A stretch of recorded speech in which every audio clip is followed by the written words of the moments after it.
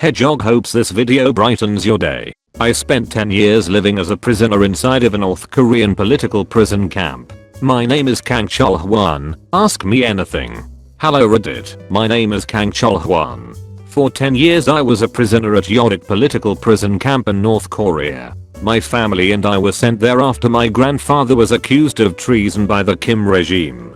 5 years ago, I did a Q&A on Reddit about the living conditions in North Korea. In 2020, I've decided to do the same. Since escaping North Korea, I have become a journalist, author, and human rights activist. I'm the founder of the North Korea Strategy Center, an NGO whose goal is to advocate for free media and press in North Korea. We target North Koreans directly by sending external media such as movies, documentaries, and dramas inside the country. To learn more about NKSC, please visit our website and like our Facebook page. I have also started 2 YouTube channels, Kang Chol-hwan TV and Aquariums of Pyongyang, in Korean and English respectively. My team and I use the channels to discuss about North Korean politics, and we hope to expand our topics to our international audience.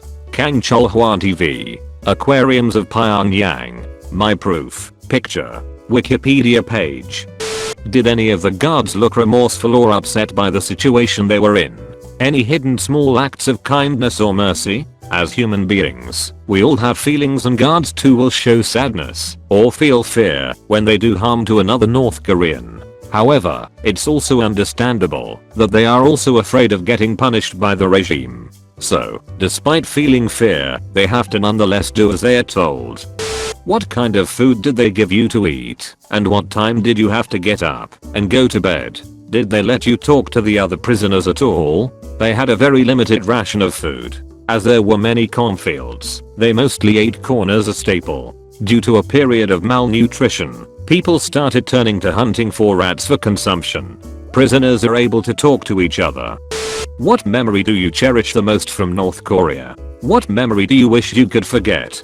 Thank you for everything you have done. The most cherished memory, when he was in Pyongyang and attending elementary school. The memory he wished he could forget, when he was in prison. Or providing any depth of an answer. Of course he hates the 10-year memory of prison.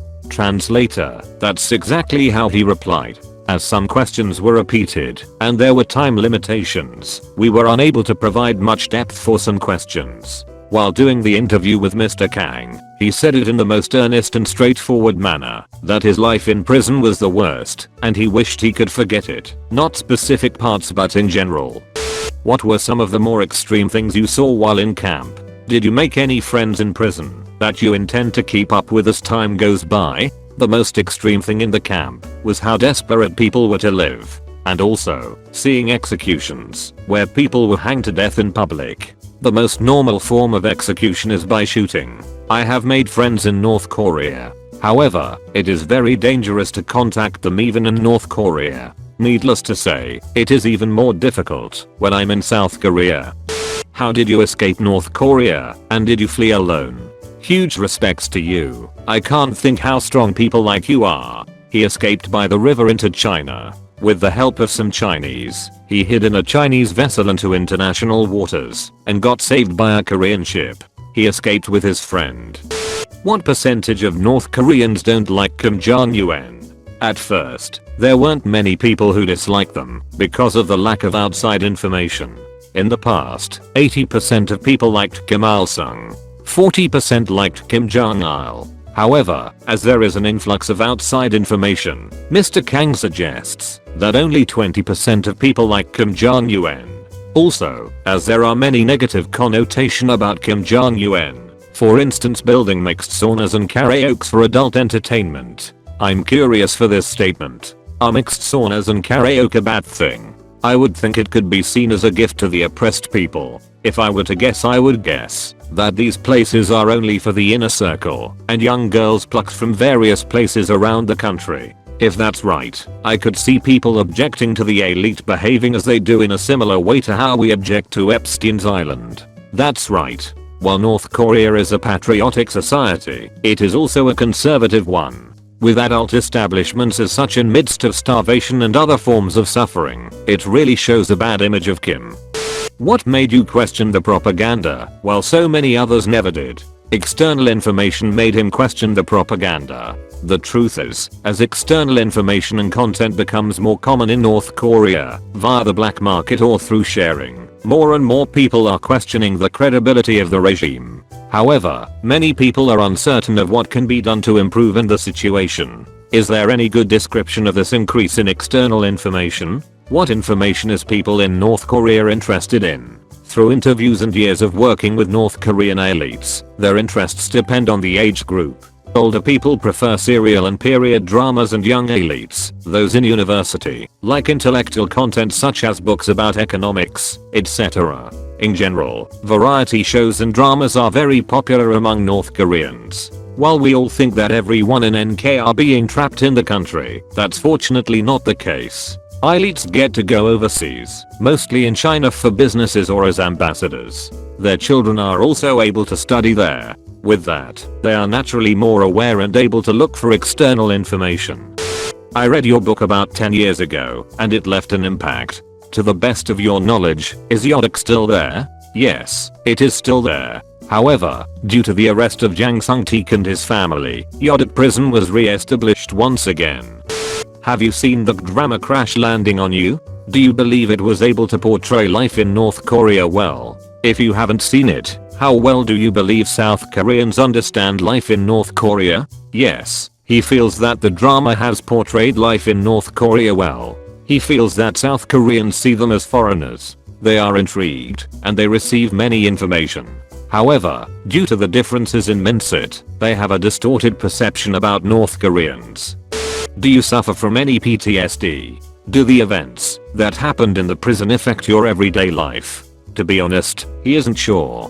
He felt like he has gotten used to it, but definitely, it was an extremely traumatic experience. With this traumatic experiences, Mr. Kang feels that it has affected all prisoners and North Koreans, even though they may not feel anything. Sometimes, simple things in everyday life reminds him of the life in prison. For instance, feeling chilly on a rainy day makes him feel gloomy.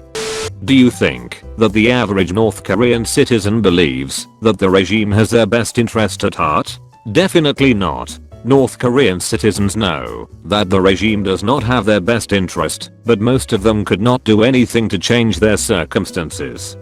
Is it true that marijuana is legal in North Korea? Is it commonly smoked by people there? Nope, it is illegal. But it is really commonly smoked and available. Also, punishment is lenient. Despite the horrible conditions inside of the camp, was there anything positive that gave you hope/respite? Although the camp is horrible, he feels like it gives people the will to live, even when life is hard. Also, although it is really small, he made many friends, and it seems rather close-knitted. Do you believe South Korea and North Korea will/can be united? If the government is North Korea is still there, I don't think it's possible, due to the difference in political stance. What kind of external media you send across seas? I know you said movies, documentaries, etc. But are you just sending stuff to people who ask? Is there a mailing list? We send information through USBs, external hard drives and chips. With people working with us in China. As we've been doing this for years, we've collated a list of people that are interested in the content. Usually, these people are elites making frequent trips to China. We are now looking into sending entrepreneurship content to university students, as many defectors of that age has expressed interest. That is very interesting. I was under the impression that most North Koreans do not have access to computers, and the ones that do have their computers locked down by the government. So how can they view this content? Staff, small computers that Chinese businessmen smuggle in can be obtained from the black market. In recent years, we received inside news that a few university students were caught watching external content in their dormitories. The main instigator was expelled and later disappeared. The rest of them were forced to stop school for a year and were sent to a reform institution for a year. So, while they can view these content, it is also quite risky for them to do so. What are your feelings of Trump getting friendly with Kim Jong-un? At first, it seemed like a good thing. It feels like Kim Jong-un is more comfortable with Trump as compared to Xi Jinping. However, Trump is now against Kim Jong-un as he failed to denuclearize as promised. Trump probably thinks that his discussions with Kim Jong-un was useful for re-election.